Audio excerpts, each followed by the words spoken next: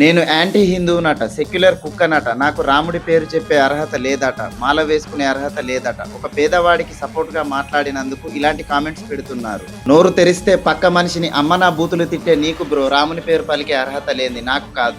మాల వేసుకునే అర్హత లేదు అన్నావు చూడు, నీకే చెప్తున్నా. నా రాముడు చెప్పింది పక్క మనిషిని బాధ పెట్టమని కాదు, కష్టాల్లో ఉన్నవాడు శత్రువైనా సరే సహాయం చేయమని. నడి రోడ్డు పైన ఒక సామాన్యుడికి అన్యాయం జరుగుతుంటే నేను ఖచ్చితంగా మాట్లాడతాను. అది నాకు నా రాముడు నేర్పిన ధర్మం. నన్ను సెక్యులర్ కుక్క అన్న నీకే చెప్తున్నా. అసలు సనాతన ధర్మం అంటే ఏంటో తెలుసా నీకు? కులాన్ని మతాన్ని చూడకుండా మానవత్వంతో అన్యాయాన్ని ప్రశ్నించడమే సనాతన ధర్మం. ఈ చిన్న మ్యాటర్ తెలియకుండా నన్ను సెక్యులర్ కుక్క అంటున్నావంటే మీ అమ్మా నాన్న నిన్ను ఎంత సంస్కారంగా పెంచారో అర్థమవుతుంది.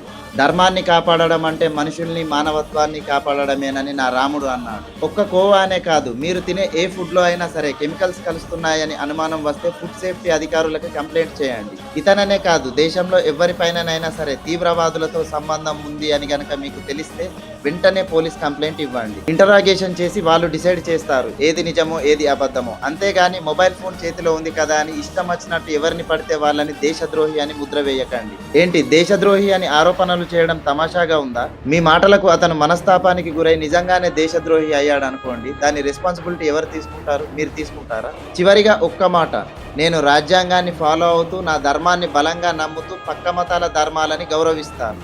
జై శ్రీరామ్.